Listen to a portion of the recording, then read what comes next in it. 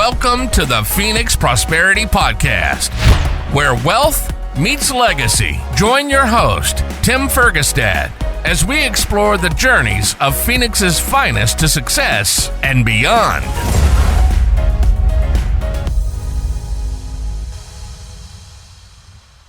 Hello, this is Tim Fergestad. Thank you for joining us. I'm very pleased to have Ryan Hurley with me here today.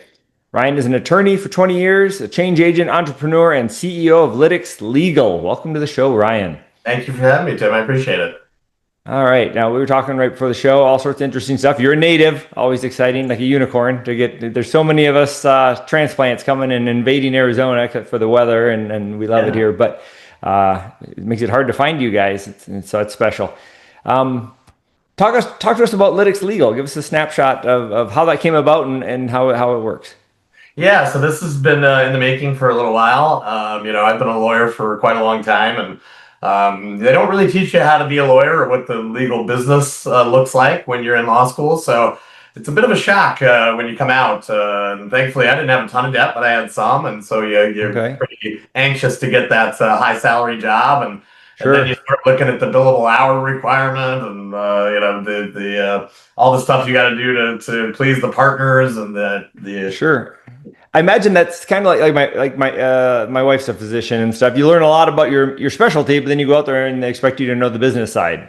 Is that it? Kind of. They really don't teach you how to be a lawyer. I mean, they teach you how to think like one, and that's amazing. But the business of law is different than law.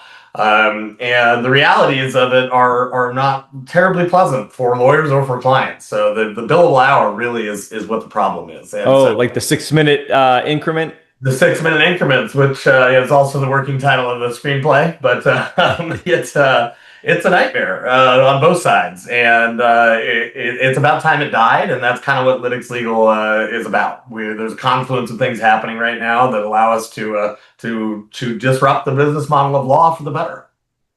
Okay. Yeah, every time we have group calls with multiple attorneys on each side and so forth, I keep my the tickers going in my head. I'm like, okay, that's not relevant. Let's keep to the point. Let's get going.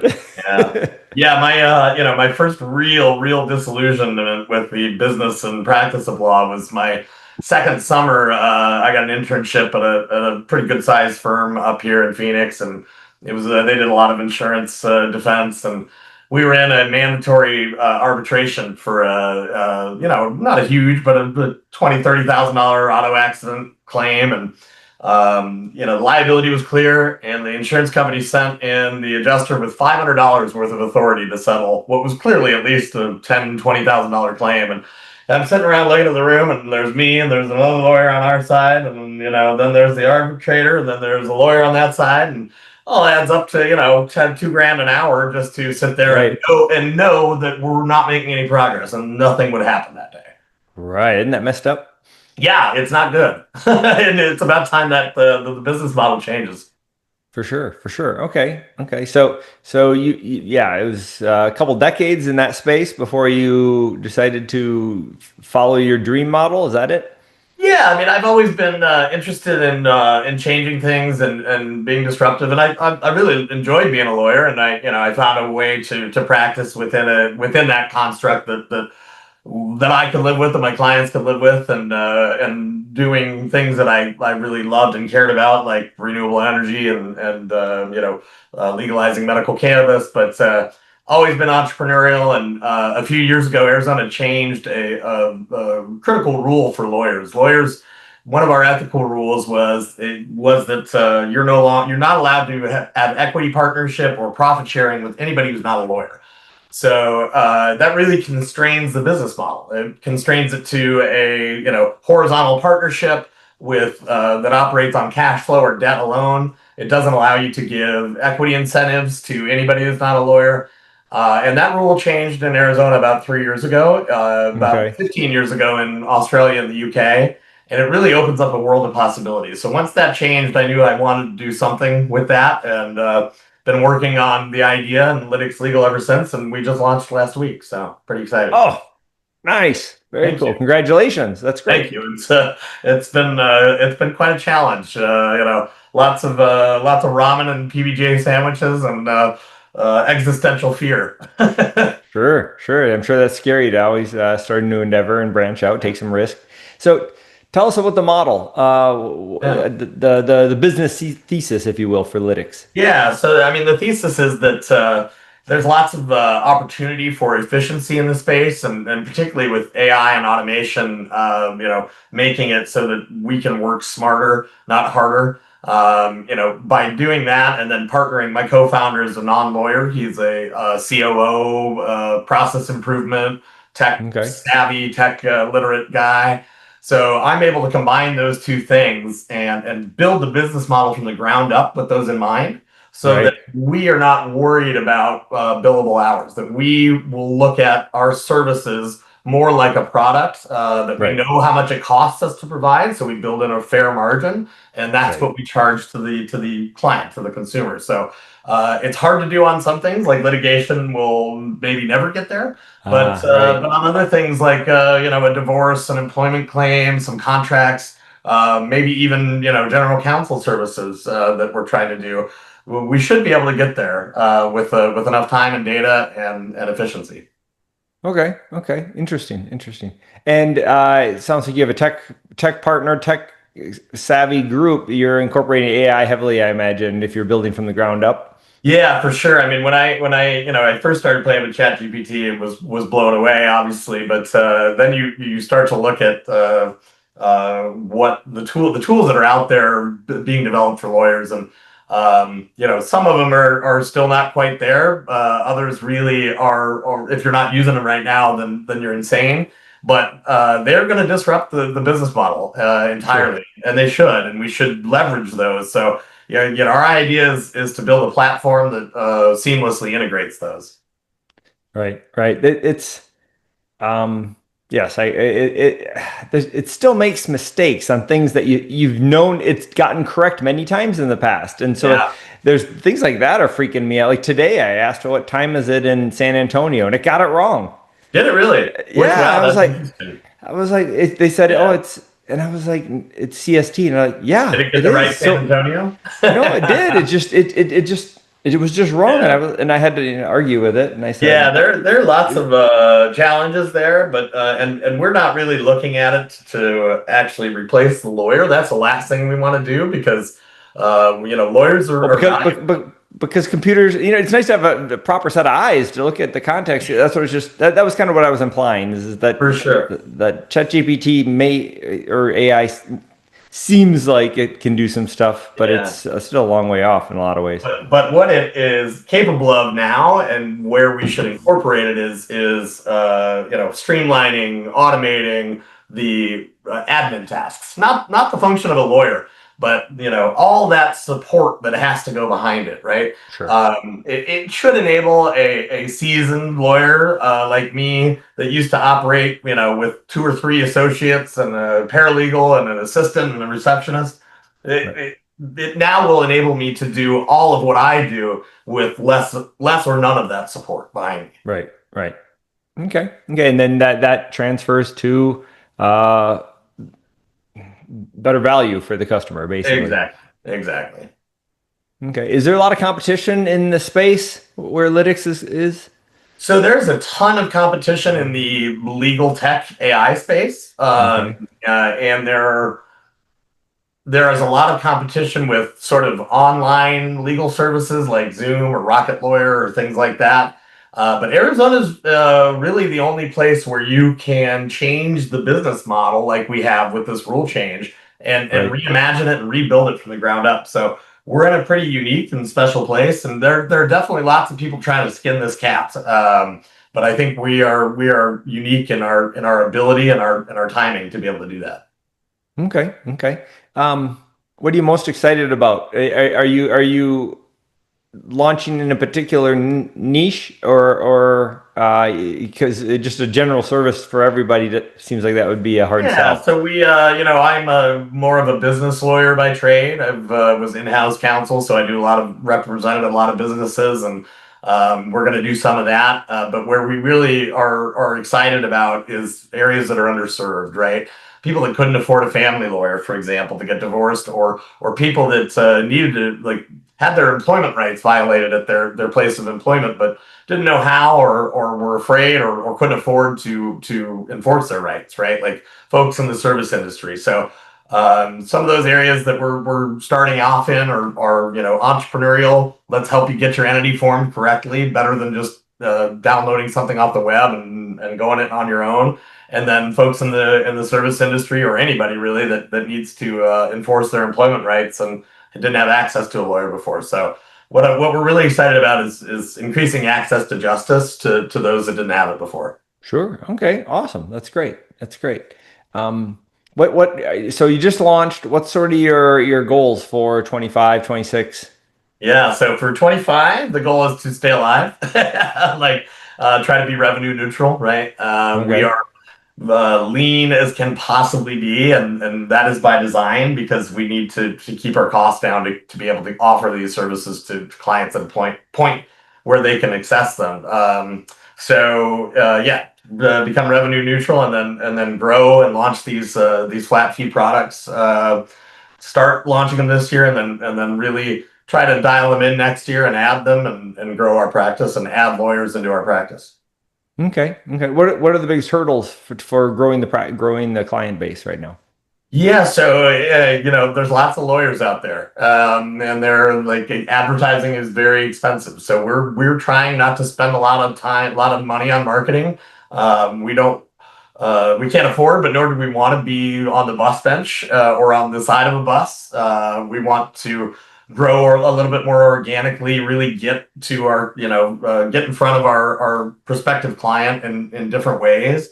But a lot of it is going to be market education, right? I mean, there's a reason that people are afraid of or don't like lawyers, and it's going to take a little while to get them to trust us. So building that reputation. Fortunately, I've been practicing for 20 years, and I have lots of people that know me and trust me, and reputation is a lifetime to build and a moment to burn. So I've been very careful about that, but now we've got to convince everybody else that this law firm is a place where they can be comfortable, and they can get their problems resolved, in a way that isn't going to kill them financially. Sure, sure. That's great. And it sounds like you're focusing on creating a lot of value for people who maybe couldn't generally afford it, the smaller business Yeah, operators smaller and businesses, families. individuals. I mean, how many people out there that are say they got a hobby doing some sort of side business, but they're making 50, 60 grand a year, and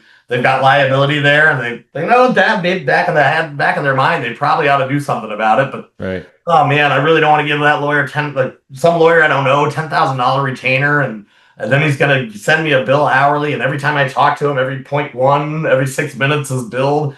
The problem is that our incentives, the lawyers' incentives, aren't aligned with our clients. And the more money we make, more money, the longer things take, the more we talk, the more problems there are, the more we fight.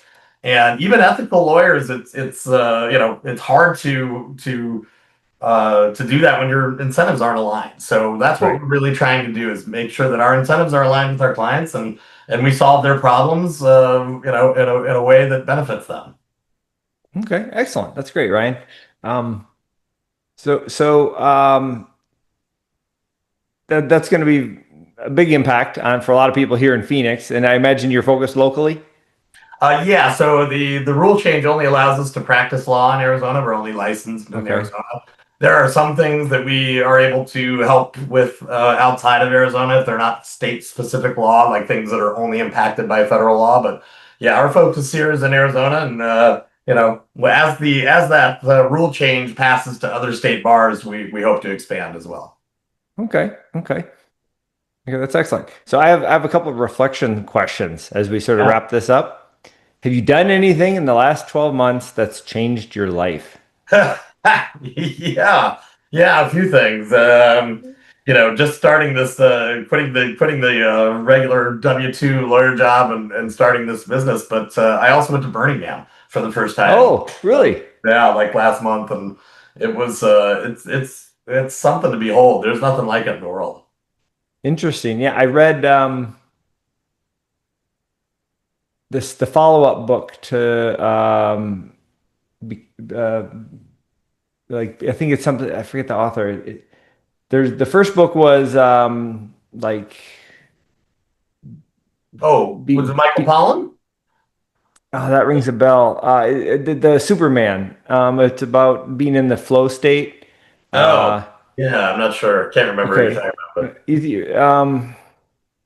Not Michael Palin from Monty Python. Is that who you're talking about? No, I was thinking of No. Michael Pollan that has done Botany of Desire and how to change your mind, and Huh. I'm not he's sure. a I'm not long sure. form journalist, has written a few books Okay. Okay. but not Maybe that one. it's similar because the follow-up book was about the way teams can get into a flow state, right? Ah, DARPA's done research on this, Navy SEALs, the way they can, and companies, right? And so a lot of the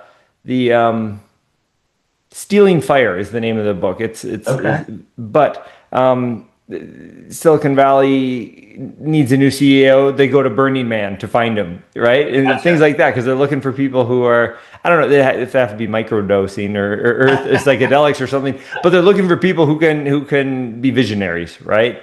Yeah, I mean, I think that it's easy to sort of pigeonhole it as a 1 week party where everybody's just doing drugs and listening to DJs, and I'm sure there's lots of that going on, but it really gives you a glimpse of the possible, right? Okay, Of right, how this 80,000 person city springs up in the most inhospitable place on earth and then disappears without a trace in a span of 3 weeks. And the beautiful and creative and weird art that goes there, and that nobody's doing it for money. Like that's, all of that together really gives you like, man, if they can do this, I can do a lot of things. right, right. Yeah, okay, sounds inspiring. Very cool. Yeah, it is, and then just surviving it in and of itself gives you a pat on the back for getting through it because it ain't easy. Oh wow. Okay. Wow, that's cool. That's cool. So what was the biggest that I'm sure that affected you in a few ways. What was the biggest take home from that? What did that just give you inspiration to grow and be more visionary with your company? Yeah, I think so. I mean, it wasn't necessarily the visionary. I've always kind of had that. I think it was more the art of the possible, right? Okay. If this can exist and that people are able to do this without a motivation for money and like for ostensibly no reason other than because, and they can accomplish something like this, then yeah, it gives me the inspiration and the confidence to know that I can. Okay. Excellent. If it yeah, is it just a tribal need of social interaction and acceptance? I mean, there's definitely a lot of that. I mean, there's 10 sort of fundamental beliefs, right? One of them is radical inclusion. One Okay. of them is radical self-reliance. So you have to make sure you come with everything that you need. You can't. Oh, you forgot some food. You can't go buy it, right? Right. And then yeah, I think that's some of it, and community is definitely part of it. And like decommodification, so not necessarily doing it because of the money, right? Right. And Right. to be able to do an event essentially of that scale without sponsorship, without people plastering every inch of it with marketing, that's impressive. Right. Yeah, for sure, for But sure. whether you Well, agree with the ethos or not, it's impressive. yeah, right, right, right. So what was the highlight for you there?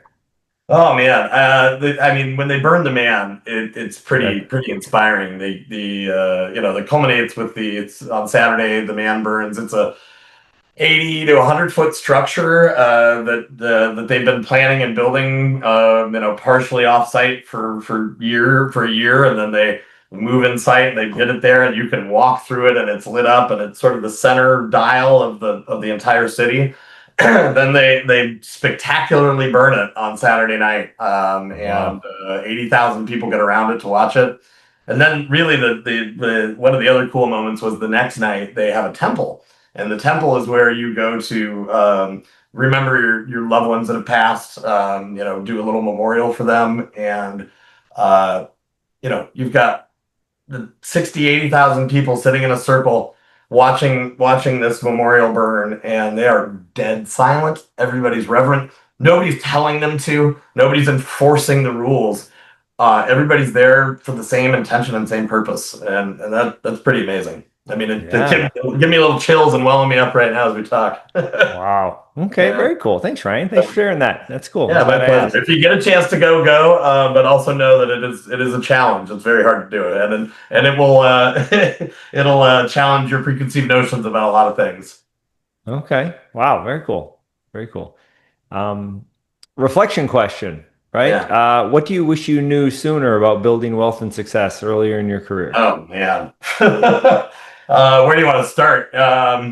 My dad was a wonderful human being and raised me as, well. I did not want for anything, but I had no idea what our finances looked like, what things cost. If I asked for it, pretty much I got it, but I didn't know until my dad passed that like his solo law practice was sometimes barely hanging on, sometimes completely underwater. And I wish that I had got a little bit more of any sort of foundation from the get-go. And then in law school, I wish somebody had told me that, your only way to sort of take any hold of your own career is to develop your own client base. And, nobody tells you that. They tell you, go do the law, go be a lawyer, get into this firm. But if you're not out there bringing in your own clients, then you are, you're a lackey. You're somebody else's lawyer, not your own. I see. Right. I wish somebody had told me that. Okay. Kind of like the old maxim of the guy coming into work and the boss pulls in to the parking lot with his big fancy car and he goes, "Wow, how do you get one of those?" He goes, "Well, you come in, you work hard all year, and next year I'll be able to buy another one." Yes, exactly. That bingo. Right. All right, Ryan. So if people want to connect with you, learn more about Lytics, what can they do? Where should they go? Yeah, thank you. www.lyticslegal.com. You can find us, Lytics Legal, on LinkedIn, Facebook, Instagram, or me, Ryan Hurley, on any of those platforms as well. You can book a free 30-minute consult for us. So we are happy to talk to anybody to see if we can help them and advise you whether you need our help or not. Like we're one of those good lawyers that will tell you if you don't need us. So go on the website, book a 30-minute consult, and we'll see what we can do. Okay. Can you spell the website out? Yes, LITIX legal.com. Lytics Legal. Right. That's easy enough. Go everybody go get your free legal consult. All right. Excellent. Well, thank you everybody for listening and watching. Thank you very much, Ryan Hurley, for joining me today. Thank you for the opportunity. Good insights into the industry, and thank you for sharing your personal little adventure. My pleasure. Thank you. Inspired by our guests?